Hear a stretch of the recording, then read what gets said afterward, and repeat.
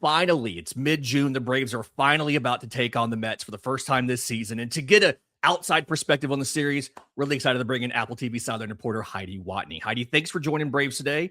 And thanks for everything you've done this season with Apple TV. Well, thank you. It's my pleasure to join. I love the Braves are a fun team to cover, so it's always nice when we get to see them. They absolutely are. And I want to take advantage of the fact that you have a lot of experience with this Mets team, and especially with tonight's starter, Nolan McLean, because he is, I think from the outside, it feels like his breakout has been one of the biggest things keeping New York going in a season where they've lost so much pitching. What has his addition to the rotation felt like done for this Mets team, and what should Braves fans be expecting from him tonight?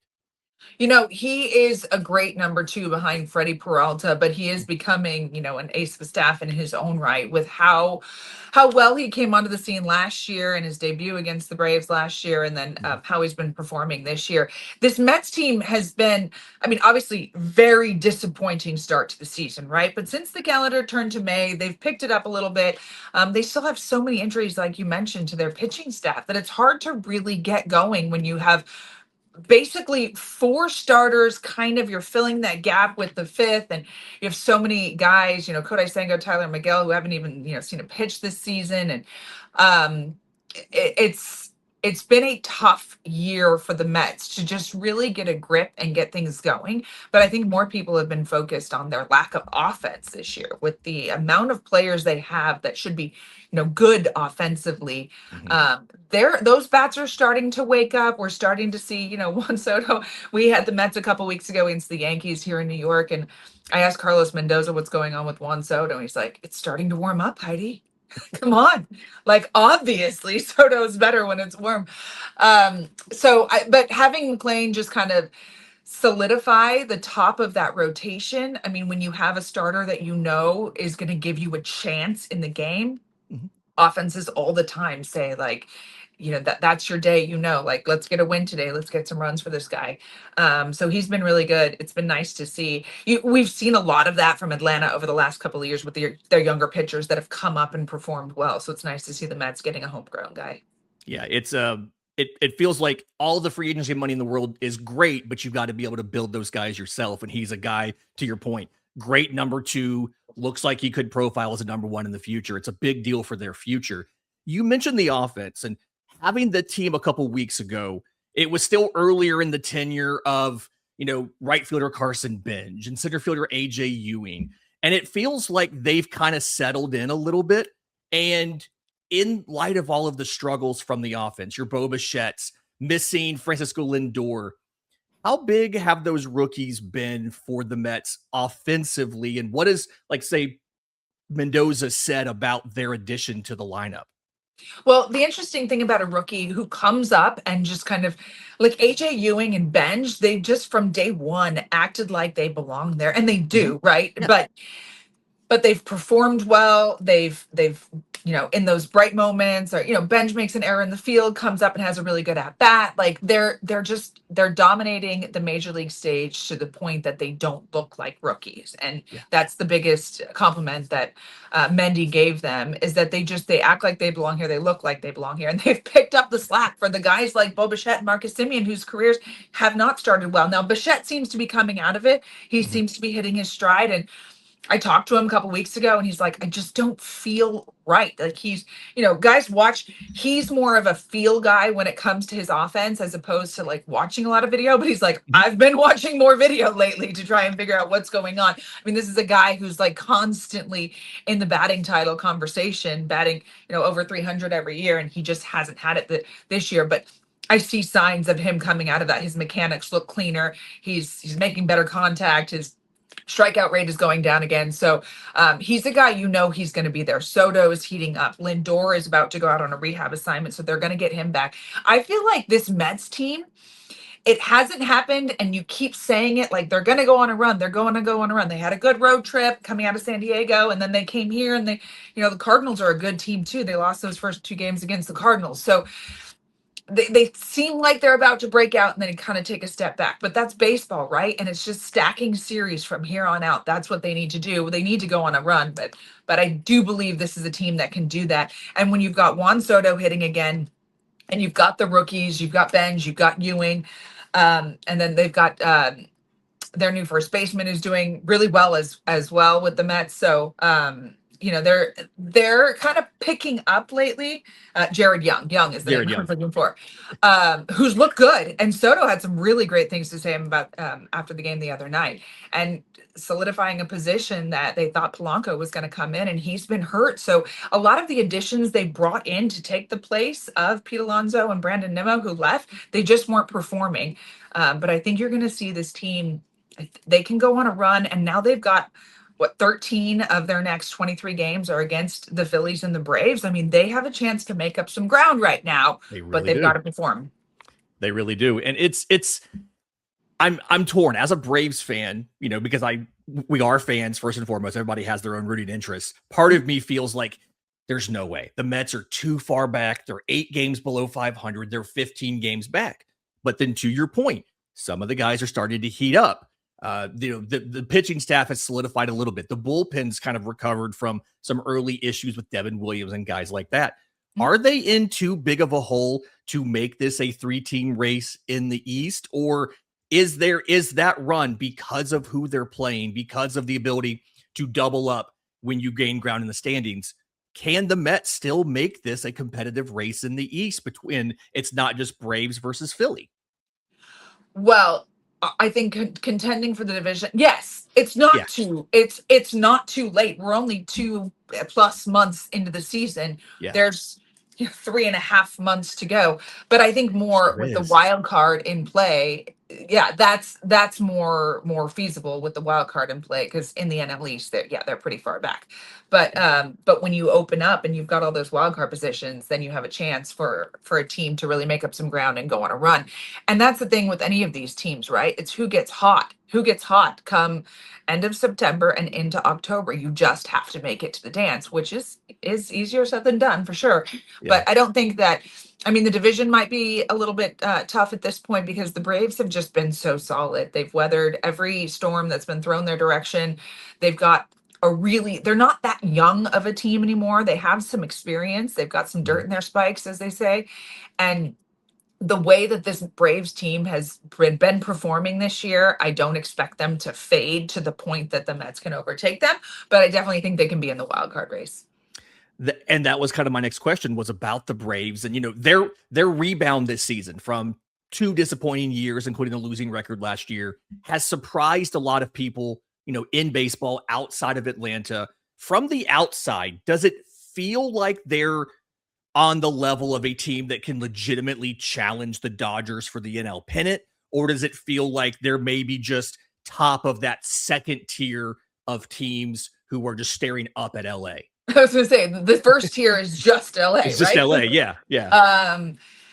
Yeah, look, the Dodgers have so much talent on their team, right? And their entire year is geared towards October. So when they extend a guy on the injured list, when they don't push a rehab, they want to take their time, make sure they're healthy. Like, you see it with Acuna. He had the hamstring early May, came back.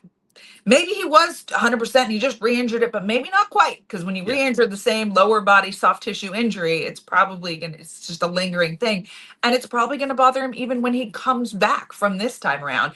So that's something that they're going to have to nurse and watch, because they just can't be without Acuna in their lineup for a long period of time.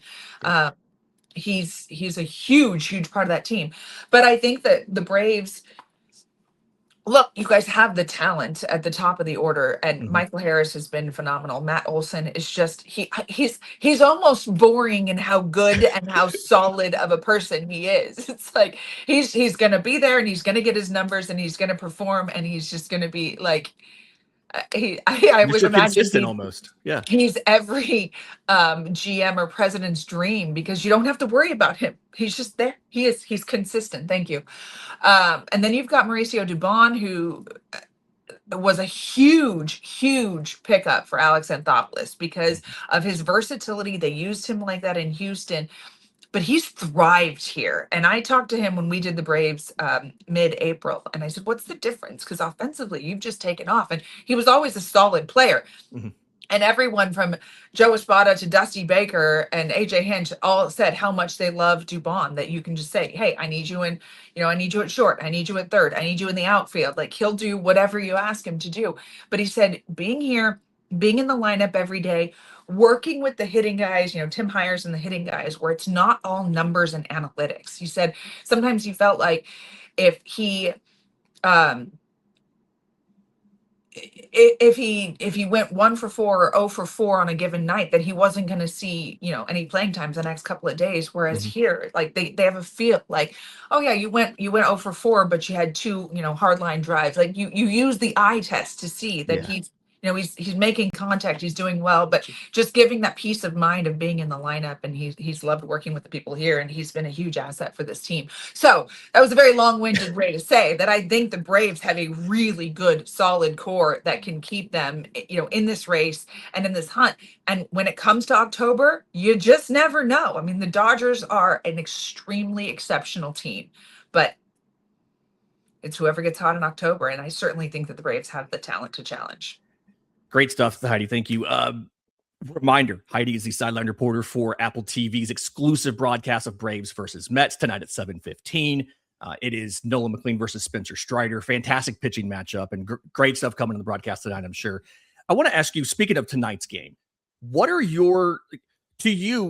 it feel like is the deciding, like, the X factor for tonight's game, the keys to the game? Because it from the outside, it feels like there's a lot of different ways that this one can go, Mhm. but getting to the starting pitcher, both these starting pitchers are guys really good swing and miss stuff, really good whiffs. Feels like finding a way to generate some offense early could be the key to the game, at least from where I sit. Well, yeah, I mean, taking an early lead is always a great way Yeah. to get into a game, right? Managers Yeah. love that. And with the Braves and really the Mets too, they both have pretty solid bullpens of late. So if Mhm. you get an early lead, I think the odds of sustaining that success are pretty good. For Spencer Strider, it's interesting. If you look at his underlying numbers, he actually, like, his expected ERA is a whole run lower than it is.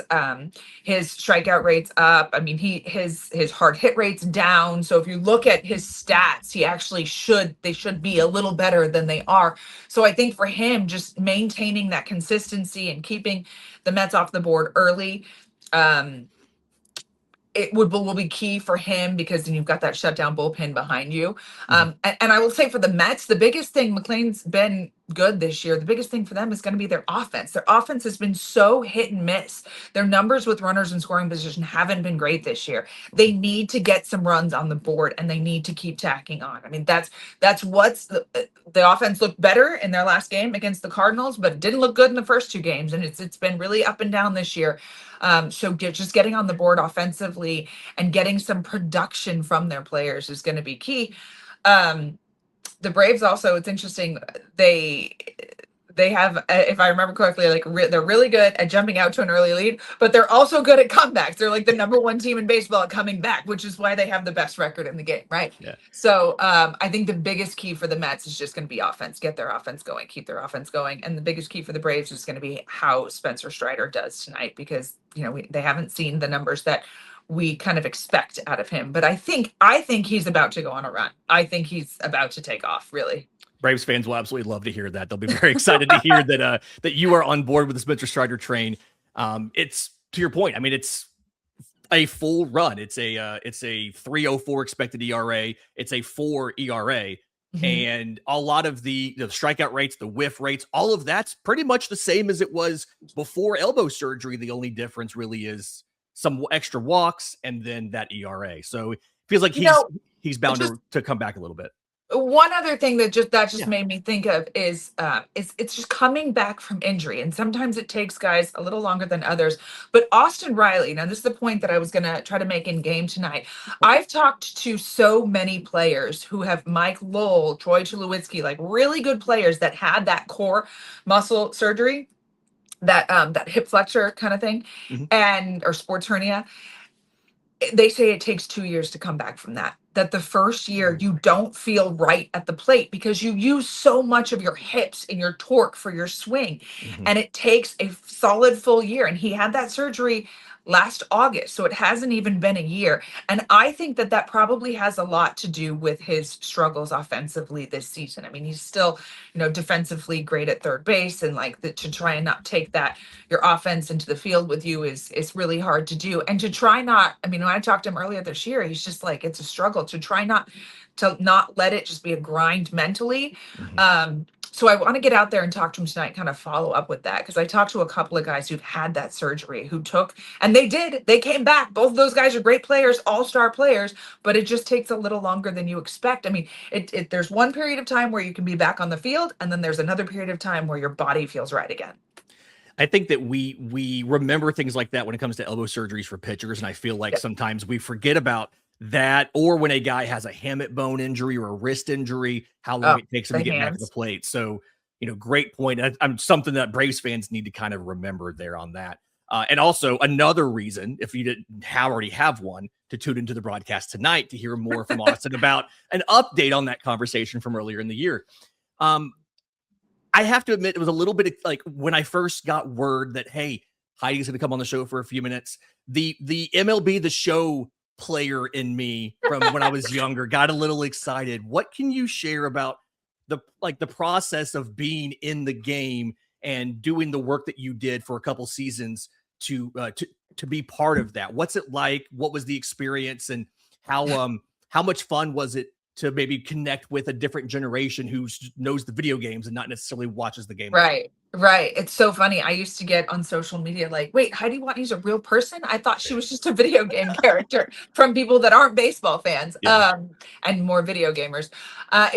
It's so cool to be a part of that. I was so honored when they said that they were thinking of me, of adding a sideline reporter and having it be me.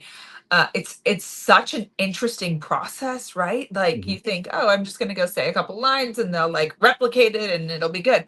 There is so much work that goes in behind the scenes, and my portion is just a small portion of all the work that Sony does to put it together. But my first day I show up and they draw these little dots on your face for the motion capture. I mean, it takes an hour just Okay. to place these dots in these exact specific, they're markers for how your facial muscles move. So when I'm on camera talking, my character looks like me talking.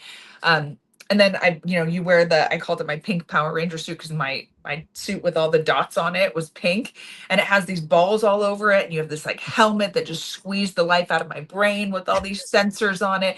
And you're dressed like, it's so bizarre just to do all these, like, they're capturing the motion of being a sideline reporter and the Mhm. facial flexion, and then you have to say these lines a million times. I mean, for every team and every Every player, and player, yeah. different inflections and different intonations and different situations. And it's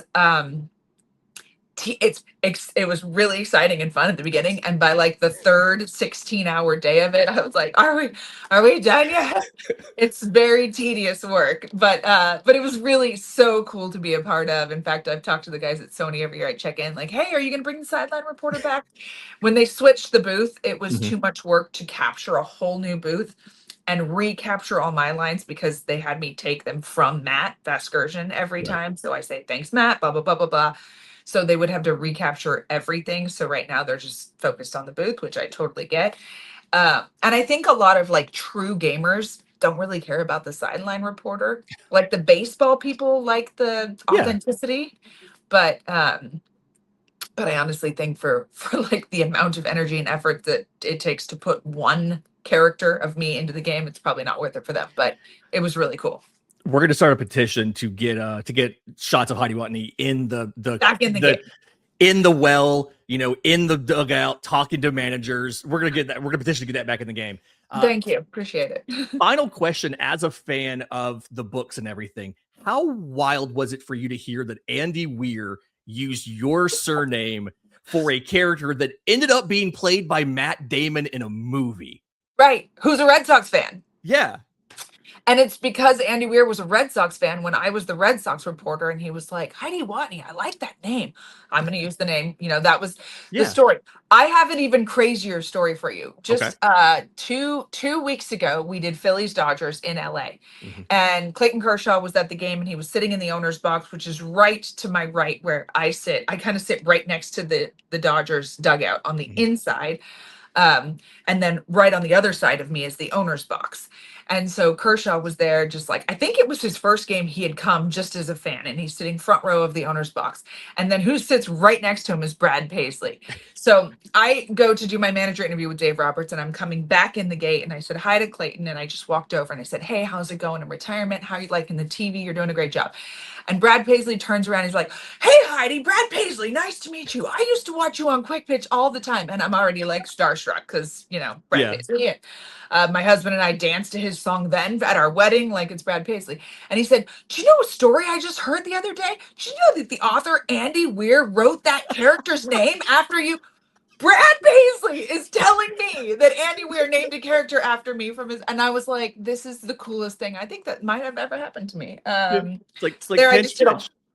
just did a whole bunch of name dropping, but I thought that was a really cool story because Brad Paisley is obviously a huge baseball fan. He's been in and around the Dodgers a lot. He always sings the national anthem.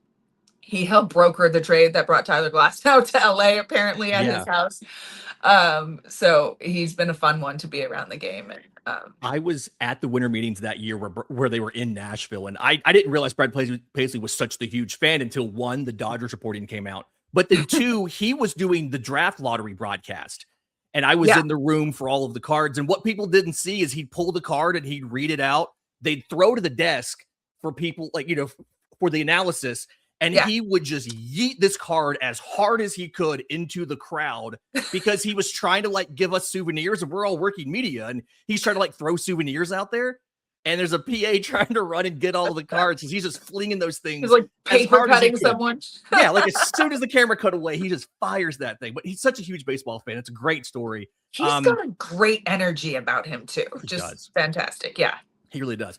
For more of Heidi's great stories, insight on everything on the game, tonight, Apple TV, 7:15, Braves versus Mets, exclusively there on Apple TV+. Heidi, thanks for joining the show. Best of luck tonight and for the rest of the season.